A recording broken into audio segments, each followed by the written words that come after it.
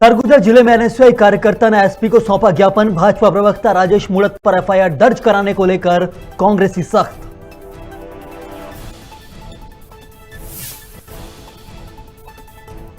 Mahabharat serial में भीम का किरदार निभाने वाले प्रवीण कुमार का हुआ निधन। दिल्ली आवास में ली अंतिम सांस। 74 साल की उम्र में गुजर गए प्रवीण।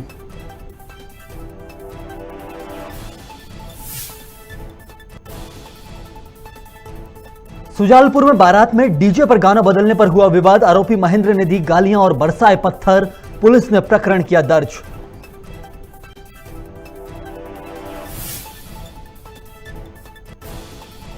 मनावर पुलिस ने 24 घंटे में लूट का किया पर्दाफाश। 5 फरवरी को ग्राम पलासी फाटे पर अज्ञात आरोपियों ने की थी लूट।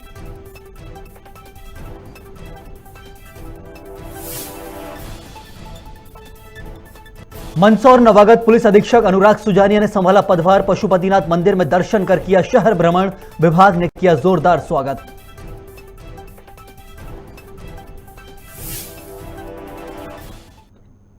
नमस्कार, बहुत स्वागत है आप सभी का खबर भारत में। आपके साथ मैं हूं संयम जैन। बुलेटिन में अब खबरें विस्तार से। एक्टर और एथलीट प्रवीण कुमार सोपती का निधन दिल्ली स्थित आवास पर हो गया। प्रवीण को लोग महाभारत में भीम का रोल के लिए याद करते हैं। वह एक्टर के रूप में कई फिल्मों का हिस्सा रहे।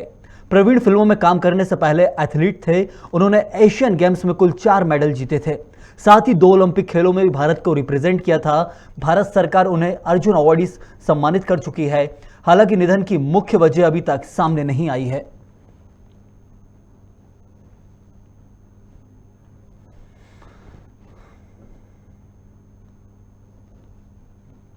सरगुजा जिले के अंबिकापुर में एनएसयूआई कार्यकर्ताओं ने बीजेपी प्रवक्ता राजेश मूणत पर एफआईआर दर्ज कराने की मांग को लेकर एसपी को ज्ञापन सौंपा है। एनएसयूआई के जिला अध्यक्ष हिमांशु जायसवाल ने कहा कि मूणत और उनके साथियों के अमर्यादित भाषा का उपयोग कर अनुसूचित जाति एवं जनजाति के युवाओं के साथ मारपीट की है। साथ ही बीते दिनों पहले छत्तीसगढ़ दौरे पर आए राहुल गांधी पर भी आपत्तिजनक टिप्पणी की थी, जिसमें कांग्रेस के कार्यकर्ताओं को काफी ठेस पहुंची है। जिस तरह से प्रदेश में अभी कुछ दिन पूर्व जब हमारे राष्ट्रीय नेता का आगमन छत्तीसगढ़ में हुआ था, तो भाजपा के प्रवक्ता एवं पूर्व मंत्री राजेश मूणत जी के द्वारा जिस तरह से हमारे जवानों को गंदी भद्दी गालियां दी गई और वहां पे जो अनुसूचित जाति और अनुसूचित जनजाति के जो युवाओं के साथ मारपीट किए और उन्हें गालियां दी, उनको लेकर के आज प्रदेश भर में एनएसयूआई समस्त एसपी साहब को ज्ञापन दे रहे हैं कि इस तरह के व्यक्ति जो प्रदेश में ST/SC हमारे आदिवासी भाइयों को गालियां दे रहे हैं, उनके ऊपर ST/SC एक्ट के तहत एफआईआर किया जाए। उसी कार्यक्रम के तहत आज सरगुजा में हम लोग एसपी महोदय को ज्ञापन दिए हैं कि राजेश मूणत के खिलाफ ST/SC एक्ट के तहत एफआईआर किया जाए। ग्वालियर जिले के माधवगंज थाना क्षेत्र में एक युवती से शादी का झांसा देकर पिछले 1 साल से आरोपी दुष्कर्म कर रहा था। वहीं जब पीड़िता ने शादी का दबाव बनाया तो आरोपी ने शादी करने से मना कर दिया, जिसकी शिकायत पीड़िता ने माधवगंज थाने में की। युवती का कहना है कि माधवगंज क्षेत्र के ही रहने वाले युवक ने शादी का झांसा देकर साल भर से शारीरिक शोषण कर रहा, साथ ही गहने और रुपए भी हड़प लिए, जिसके बाद पीड़िता लगातार पुलिस से न्याय की गुहार कर रही है। अभी हम खड़े हैं ग्वालियर की एसपी ऑफिस पुलिस अधीक्षक कार्यालय में, जहां पर आज मंगलवार को जनसुनवाई होती है और यहां लोग अपनी समस्याएं लेके आते हैं और अधिकारियों तक अपनी बात पहुंचाते हैं। जिन लोगों के थाना क्षेत्र में उनकी सुनवाई नहीं होती है और वहां से लगातार वो चक्कर काटने के बावजूद भी उनकी कार्रवाई नहीं होती है, उसके बाद ग्वालियर पुलिस अधीक्षक कार्यालय में आके लोग यहाँ पे अपनी जन सुनवाई में आते हैं और अपनी शिकायत रखते हैं। इसी दौरान आज हम इन महिला से मिले और इनका कहना ये है कि लगातार 4 महीने से किसी व्यक्ति द्वारा इनका शादी का झांसा देकर इनका दुष्कर्म किया गया और उसके बाद इनके जो घर से लाए हुए ज्वेलरी और पैसे वो भी लूट लिए गए और लगातार 4 महीने से ये लगातार पुलिस के चक्कर काट रहे हैं, थाने काट रहे हैं और पुलिस अधीक्षक कार्यालय भी 2 बार आ चुके हैं, जिसके बाद इनकी सुनवाई नहीं हुई। आइए हम जानते हैं कि पूरा क्या मामला है। 4 महीने हो गए। 4 महीनों से मतलब उधर से उधर पुलिस वाला कहता है ऐसा बोलते हैं उधर चले आओ, ऐसा कहते हैं इधर जाओ, और है ना बहुत परेशान हो रही हूँ। कोई सुनवाई नहीं हो रही है मेरी। ये व्यक्ति कौन है, कहाँ रहता है और आप कैसे जानते थे और इसने आपको मतलब कहाँ रखा, पूरा मामला बताइए। ये रोसी पे रखा था, होटल के अंदर उसने रूम लिया था, उसने वहाँ रखा था और है ना इतने दिन से बातचीत होने लगी, कोई सुनवाई नहीं हो रही। पुलिस वालों ने भी नहीं करना चाह रहे हैं। तो फिर आप उनके साथ क्या रह रही थी? आप क्या शादी करने के हाँ हाँ, मैं शादी करना चाहती थी इस लड़के से। उसके बाद क्या हुआ? उसके बाद है ना, उसने मुझे छोड़ दी। उसकी मम्मी का फ़ोन आया। मम्मी का फ़ोन आने पे वो कहता है मेरी मम्मी का फ़ोन आया है, मम्मी ने बुलाया है, मैं जा रहा हूँ अपनी मम्मी के पास। इतना कह के वो चले गया मुझे छोड़ के। अभी आप कितने समय उसके साथ रहे? हैं? कितना पूरी समय? ये साल हो गई। ये अब वो शादी से मुकर गया आपके साथ? हाँ जी।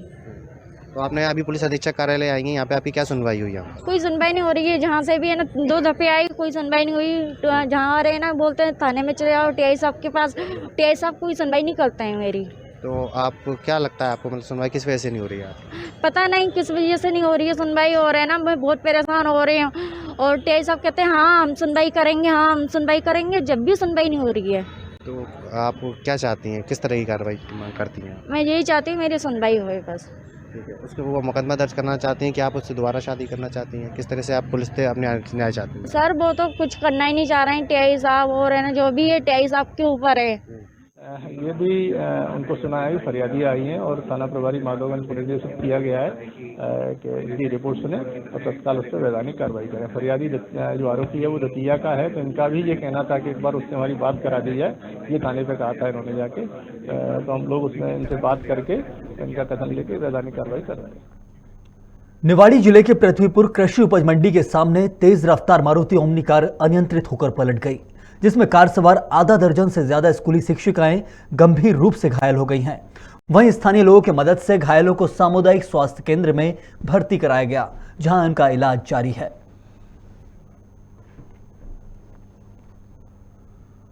बीते दिनों हुए लखनपुर थाना क्षेत्र में शिक्षक और कुन्नी चौकी में पदस्थ आरक्षक सहित 3 लोगों के नाबालिग के साथ दुष्कर्म का प्रयास करने का मामला सामने आया है। वहीं सामाजिक कार्यकर्ता अकील अहमद अंसारी ने प्रेस वार्ता कर एसपी पर कई गंभीर आरोप लगाए। उन्होंने कहा कि एसपी आरोपियों को बचाने का प्रयास कर रहे हैं और आरोपी आरक्षक को बचाने के लिए कई धाराएं नहीं लगाई गई हैं ताकि आरोपियों को जल्द ही जमानत मिल जाए। 26 जनवरी 2022 को जब हम सभी गणतंत्र दिवस का ध्वज फहरा करके वापस अपने घर में आए, तो आप में से ही एक पत्रकार साथी से मुझे खबर मिली कि लखनपुर थाना क्षेत्र अंतर्गत ग्राम कुन्नी में कुन्नी पुलिस चौकी का एक पुलिसकर्मी अपने कार्य क्षेत्र में, अर्थात वो जिस पुलिस चौकी में पदस्थ था, पहले पुलिस चौकी से लगभग 200 मीटर के पास में ही 6 बजे शाम को एक घर में जाता है और वो बाकायदा रेकी करता है, पता करता है कि छोटी छोटी बच्चियों के जो माँ बाप हैं वो घर में नहीं है पिछले 1-2 दिन से। इसके वहाँ पर छोटी सी मासूम सी बच्ची 6वीं कक्षा में पढ़ने वाली 12 वर्षीय पीड़िता सो रही होती है। 10 बजे उसके मुंह में साल ठूस कर उससे दुराचार करने का पुलिसकर्मी अपने साथियों के साथ यानी अटेम्प्ट टू गैंग रेप का प्रयास करता है। जब पीड़िता बच्ची आवाज़ देती है तब उसकी बड़ी बहन बगल से आती है और आने के बाद बीच बचाव करती है, तो उनके बीच में झड़प होती है और धमकी देते हुए वो दोनों वहाँ से भागते हैं कि जीवन बर्बाद कर देंगे। इसके बाद रात को ही छोटे छोटे बच्चों को लेकर के उसकी बड़ी बहन कुन्नी पुलिस चौकी जाती है। उनके कहने के अनुसार पुलिस चौकी में उन्हें कहा जाता है कि सुबह आना। जब वो सुबह जाते हैं तो कहते हैं मामले को आपस में निपटा लो। मध्य प्रदेश के पालक महासंघ ने जिला शिक्षा कार्यालय का जमकर घेराव किया, जिसमें महासंघ के प्रदेश अध्यक्ष कमल विश्वकर्मा ने निजी स्कूलों पर आरोप लगाते हुए कहा कि स्कूल अधिकारी प्रदेश फीस अधिनियम 2020 के तहत प्रशासनिक आदेशों का पालन नहीं कर रहे, जिस पर महासंघ के कार्यकर्ताओं ने कई बार जानकारी भी दी है, लेकिन जिला शिक्षा अधिकारी इस पर किसी प्रकार से कार्रवाई नहीं कर रहे हैं। बता दें, प्रशासन ने कोरोना काल के कारण स्कूलों को सिर्फ ट्यूशन फीस लेने के लिए कहा था। बावजूद इसके भी स्कूलों में कई मदों को जोड़कर फीस वसूली की जा रही है। हमारी मांग, सबसे पहली मांग तो ये कि 4 नवंबर 2020 को माननीय उच्च न्यायालय ने मध्य प्रदेश सरकार को निर्देशित किया है कि जब तक कोरोना काल खत्म नहीं होगा तब तक ट्यूशन फीस लेना है। लेकिन मध्य प्रदेश के निजी स्कूल सारे मदों की फीस जोड़कर अभिभावकों से वसूली कर रहे हैं।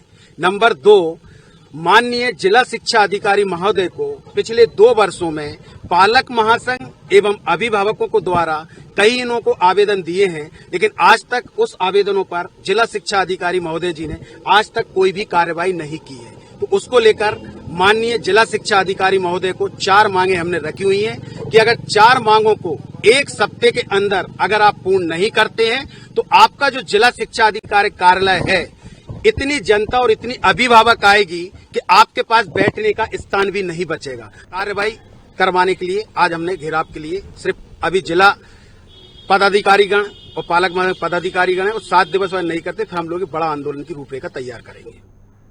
छत्तीसगढ़ के धान खरीदी केंद्रों में अंतिम दिन पर किसानों का जोरदार स्वागत।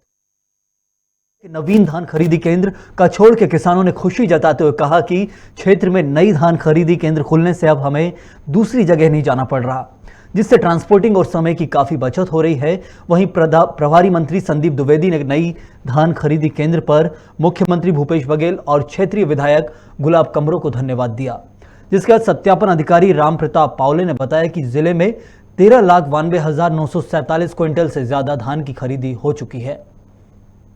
यहाँ पहले हमारा धान घुटरा जाता था, घुटरा समिति था यहाँ का, तो हमें कई तरह का परेशानी झेलना पड़ता था वहाँ, जैसे गाड़ी भाड़ा और समय अधिक लगता था, कभी धान बिक्री नहीं होती थी तो रात भी रुकना पड़ जाता था वहाँ पे। उस हिसाब से समिति हमारा यहाँ कछोड़ में आया, इससे हमको बहुत खुशी है, हमारा समय का भी बचत हो रहा है और प्लस भाड़ा भी बचत हो रहा है। नवीन धान खरीदी उपार्जन केंद्र को स्वीकृति प्रदान की। बहुत ही हर्ष का विषय है कि हम लोगों ने यहाँ पर सुचारू रूप से पूरा धान खरीदी किया और संपन्न किया। साथ ही किसानों को यहाँ पर बहुत ही लाभ मिला। जो किसान घुटरा में धान बेचते थे उनको ट्रांसपोर्टिंग का भी चार्ज लगता था, साथ में रात्रि भी रुकना पड़ जाता था, मजदूरी चार्ज ज़्यादा लगता था। इस वर्ष उन्होंने जो धान यहाँ पर बेचा है उनको ट्रांसपोर्टिंग में भी बहुत लाभ मिला है, मजदूरों की भी समस्या उन्हें कम आई है और साथ ही कम समय में बहुत अच्छा यहाँ पर परफॉर्मेंस रहा है। इसलिए छत्तीसगढ़ सरकार को और आदरणीय 7/2/2022 को सम्मानीय कलेक्टर महोदय के द्वारा जो है क्लोजिंग के लिए सत्यापन अधिकारी नियुक्त किया गया है, उसी तारतम्य में आज उपस्थित हुआ हूँ। आदिवासी सेवा सहकारी समिति कछोड़ में कुल जो है 406 कृषक इस साल धान बेचने के लिए पंजीकृत थे, जिसमें से 336 किसानों ने 1600 मीट्रिक टन धान विक्रय किए हैं और आज धान खरीदी का अंतिम दिन है, जिसे मैं जो है क्लोजिंग कराने के लिए यहाँ उपस्थित हुआ हूँ।